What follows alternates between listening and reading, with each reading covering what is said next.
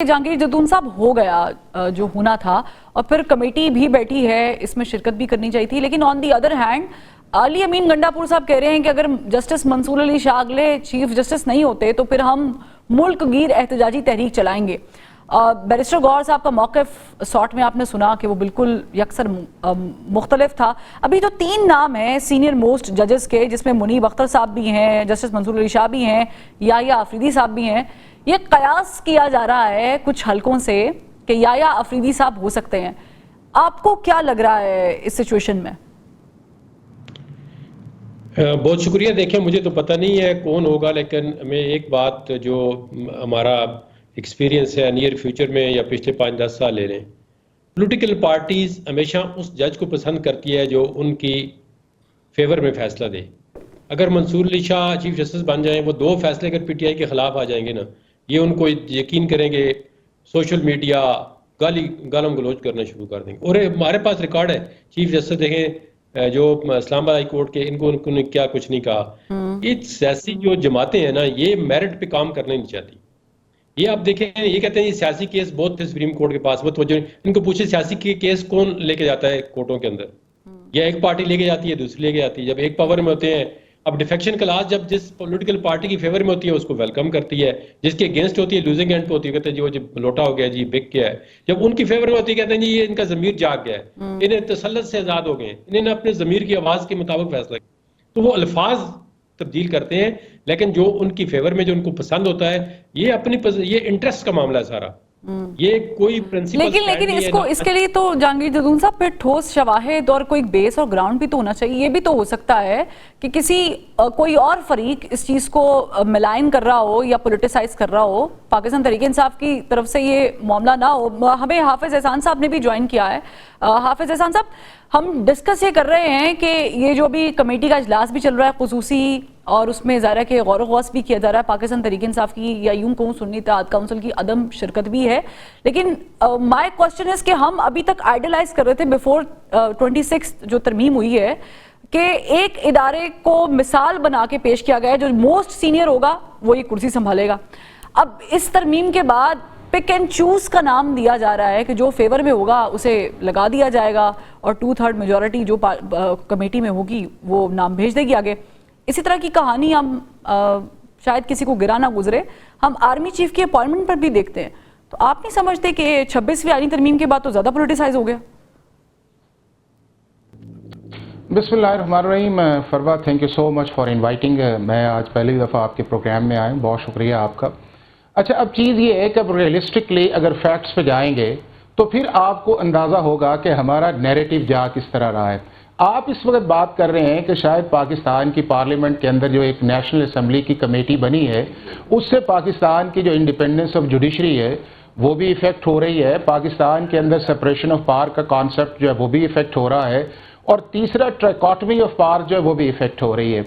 अब ये है कि जब पाकिस्तान का एक कॉन्स्टिट्यूशन बना था, जिसको आज भी हम कहते हैं कि पाकिस्तान का एक कंसेंसस वाला डॉक्यूमेंट्स है, उस पाकिस्तान के अगर आप ओरिजिनल कॉन्स्टिट्यूशन के अंदर 1973 के अंदर चले जाएं तो उस वक्त 3 चीज़ें थीं जो आज पाकिस्तान की अदलिया ने बजाते खुद इख्तियार की। उसके अंदर पहली चीज़ ये थी कि पाकिस्तान का चीफ जस्टिस जो था उसके अंदर कोई ऐसी शिक नहीं थी कि पाकिस्तान का चीफ जस्टिस सिर्फ सीनियर मोस्ट चीफ जस्टिस होगा। उसके अंदर सिर्फ एक चीज़ थी कि पाकिस्तान का जो एक्टिंग चीफ जस्टिस है वो प्यूने जज ऑफ पाकिस्तान होगा। दूसरा उस चीज़ के अंदर था कि पाकिस्तान के अंदर उस दौर के अंदर 73 के अंदर कोई जुडिशल कमीशन नहीं था जिसने अपॉइंटमेंट्स करनी थी, न सुप्रीम कोर्ट के अंदर न हाई कोर्ट्स के अंदर, और ये सारी की सारी पावर थी वो आपकी प्रेसिडेंट ऑफ पाकिस्तान के पास थी, जो एक एग्जेक्टिव के तौर पे काम करता है और स्टेट का हेड है। तीसरी उस चीज़ के अंदर थी कि पाकिस्तान की कॉन्स्टिट्यूशन के अंदर जो था, जो सीनियरिटी का प्रिंसिपल था, उसको पहली दफ़ा जो है वो पाकिस्तान की सुप्रीम कोर्ट ने डिक्टेट करके पाकिस्तान की पार्लियामेंट को ये कहा कि हमारी जजमेंट जो है उसके मुताबिक आप जो है पाकिस्तान के अंदर चीफ जस्टिस की अपॉइंटमेंट करें, जो 96 का अल जिहाद ट्रस्ट जिस केस का नाम दिया जाता है। 1996 exactly. और ये इसलिए स्टार्ट हुआ वहां के ऊपर कि 95 के अंदर पाकिस्तान की सुप्रीम कोर्ट के अंदर जो था वो एक जुडिशियल एक्टिविज्म जो था अंडर आर्टिकल 184(3) से स्टार्ट हुआ।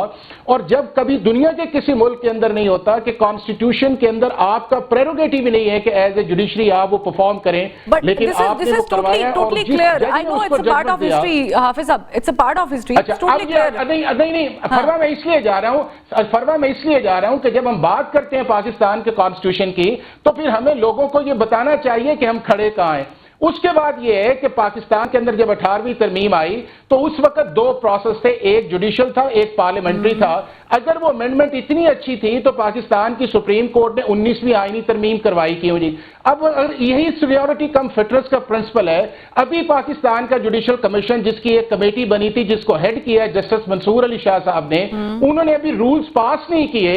उसके अंदर हाई कोर्ट के जजेस की जो अपॉइंटमेंट्स का एक पैनल 3 का बनाया गया और सुप्रीम कोर्ट के अंदर एलिवेशन के लिए 3 का बनाया गया। हमारे कॉन्स्टिट्यूशन में तो नहीं लिखा हुआ, हमारे कॉन्स्टिट्यूशन के अंदर किसी मेरे सवाल को आप सीनियरिटी कम फिटनेस मैं चाहूंगी कि ये जो पॉइंट्स हैं ये जस्टिस शाइक उस्मानी साहब भी मौजूद हैं, उनसे भी डिस्कस करेंगे।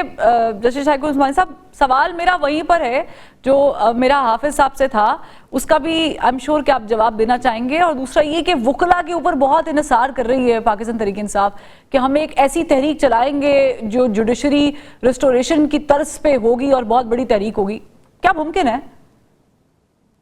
देखिए, जहाँ तक के वुकला की तहरीक की बात है, वो सोच रहे हैं कि जिस तरह से इफ्तिखार चौधरी के ज़माने में जब जजेस को मुशर्रफ ने जो डिक्टेटर था तो उसके बाद उन्होंने वो तहरीक शुरू की थी, तो वो बहुत पॉपुलर तहरीक थी क्योंकि उन्होंने निकाल दिया था और फिर जजेस को रिस्टोर करने की एक तहरीक। उसका मुवाजना आप इससे नहीं कर सकते क्योंकि यहाँ पर ऐसी बात नहीं है कि यहाँ पर सारे वकला नहीं तैयार करे हैं। वो जो ये मेरे ख्याल में पीटीआई की इंस्टिगेटेड मूवमेंट है जो शुरू करने की कोशिश आ रही है, लेकिन मेरे ख्याल में ये कामयाब नहीं होगी। ठीक, तो जस्टिस साहब फिर ये भी बता दें कि मेरा सवाल वहीं पे खड़ा है कि हम तो इस इदारे को इस अमेंडमेंट से पहले मिसाल बनाना चाहते थे कि देखें जो सीनियर है वो खुद अपनी कुर्सी पे आ जाएगा और सबको ये डिसिप्लिन मालूम था। हम तो ये मिसाल किसी और इदारे के लिए भी इस्तेमाल करते रहे हैं मुख्तलिफ औकात में। अब इस इदारे की हैसियत क्या रह गई इस तरमीम के बाद अपॉइंटमेंट्स के हवाले से?